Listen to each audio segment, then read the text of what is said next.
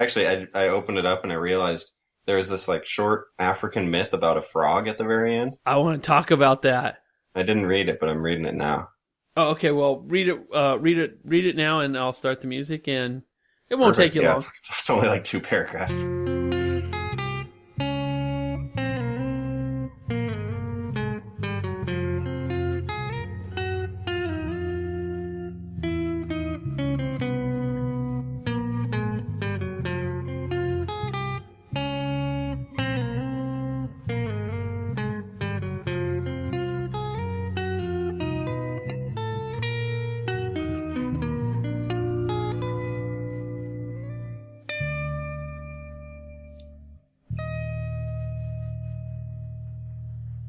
Hi, and welcome to Seattle's #1 comic book podcast, the podcast that is dedicated to the first issue of your next favorite comic.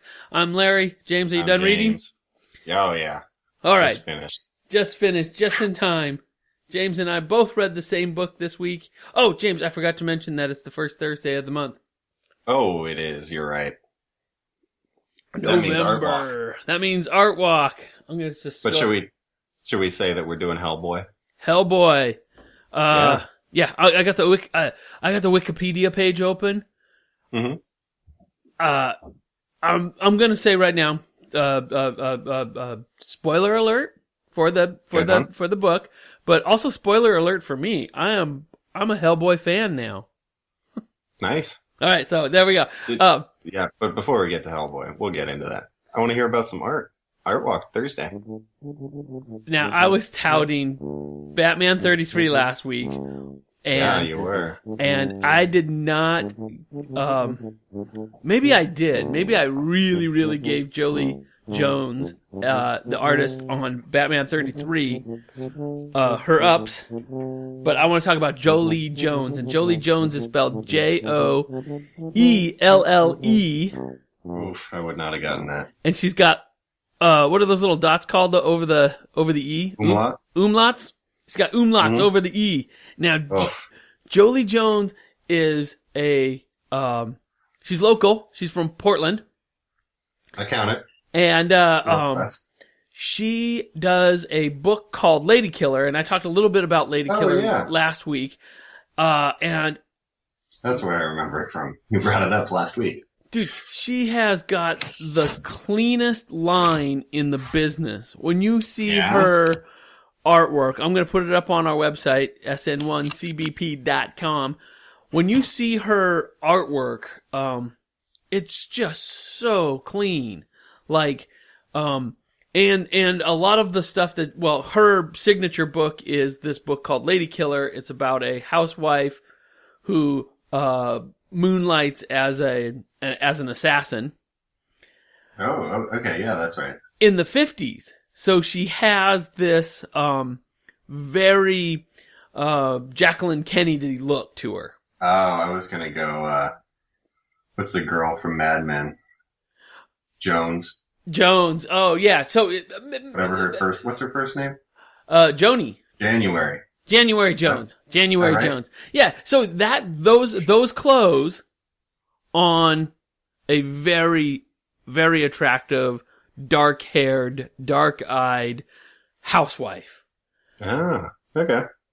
Who I'm is more a of a blonde guy myself, but I'll take it. Who is a for-hire assassin. But like I said, now she is currently, and all my dreams are coming true because she is currently doing the current arc of Batman Reborn. And Larry loves Batman. And just beautifully drawn details. In Lady Killer, she draws she gets the period right. Like all of the beats are there. She'll like she's got like the classic KitchenAid mixer. Oh, it's totally the kitchen, kitchen of the future. The kitchen of the future, right? with that vintage light that's hanging over the dining room or the breakfast nook.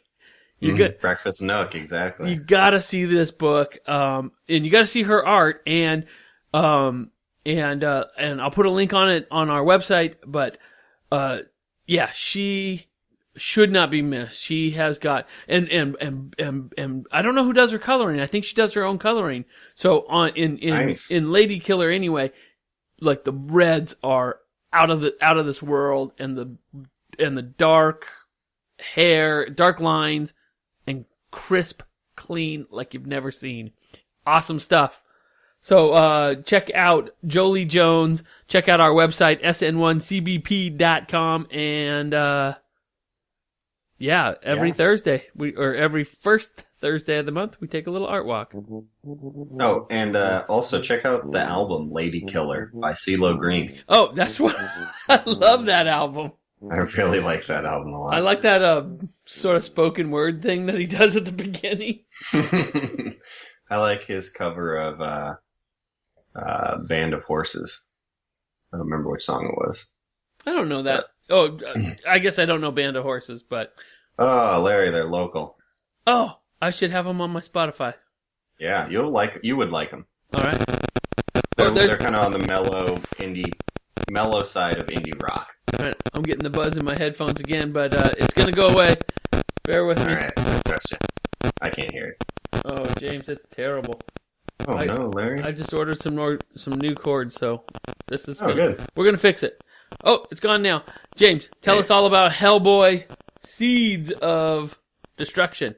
Seeds of Destruction. So, this really is just kind of like, it's an introduction first issue. Like, there isn't so much plot that happens as much as it's sowing the seed, or not sowing the seeds, planting the seeds. It is such a great title, planting the seeds. Which one is what does sowing the seeds mean? That's when you just throw it. That's when you throw the seeds out. There's a method of throwing out seeds. You sow them. I don't know. But is it S-E-W? S-O-W, right? I always thought it was S-O-W. Yeah. But Sowing the seeds of love. This is planting. That, like I said at the beginning of the show, like it planted the seed. I'm like I stopped myself at page 30, whatever it was, and I was just like, chapter 2.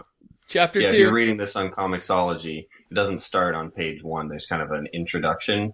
Did you read that introduction? No, it was too small on my Kindle. Yeah, it was pretty small, and it wasn't actually about Hellboy. It was about the comic. It wasn't an intro to the issue. It was just like a dedication more so. Oh, yeah.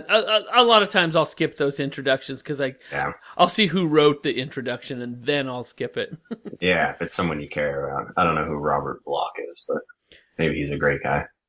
Anyway, if I was hoping I didn't miss anything, so apparently I didn't.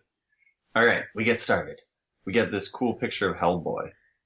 What? Actually, well, where should we start? With the plot? With the first page? I kind of want to talk about what Hellboy looks like and who he is such a cool looking character.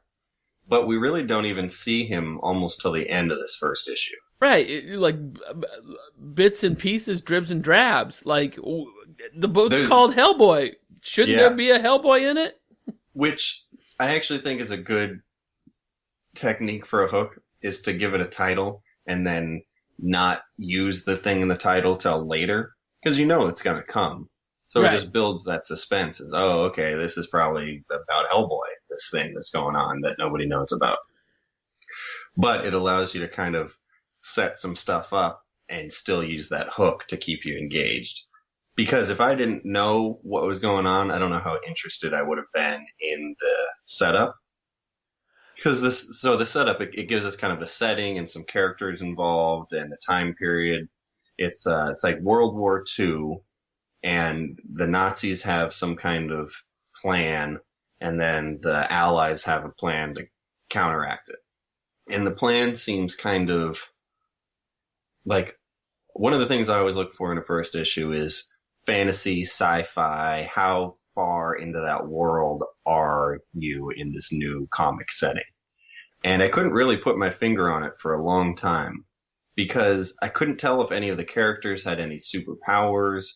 I couldn't tell. It wasn't clear if they were using crazy technology. I like that a lot too because some of it was on the cusp of what we call like magic mumbo jumbo. There's a psychic.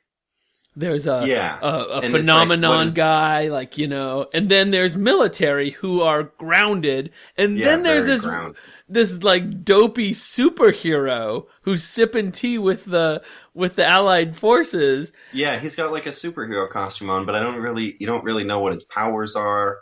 I don't think he has powers. I think he has powers. Exactly. I think he's a propaganda tool. And Liberty Man or something he's called. Yeah, and the way that he's presented is in that way where it's like, okay, well, he's wearing a superhero costume, but they don't mention any of his powers. He doesn't seem to be doing anything important. Oh, also, but he's definitely one of these main characters on this protagonist side. Also, the way that the story is being told is through field notes. Somebody has typed up all of their field notes. Yes. And so it's kind of dense words at the beginning with like a yellow background, but it's pretty important, and it's not that much. But pretty much I can sum it up by saying it's the Nazis and the Allies, and they're trying to figure out some way there's some kind of occult thing going on, and the Nazis are trying to take advantage of it, and the Allies are trying to stop them or take advantage of it themselves.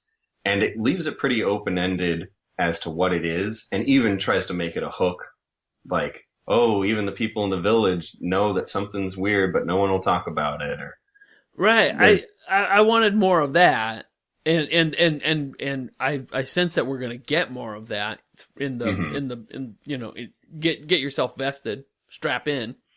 But like the imagery of the Nazis, they're so bad looking. The Nazis are pretty, the one bad Nazi has like goggles where one of the goggles is a Nazi symbol.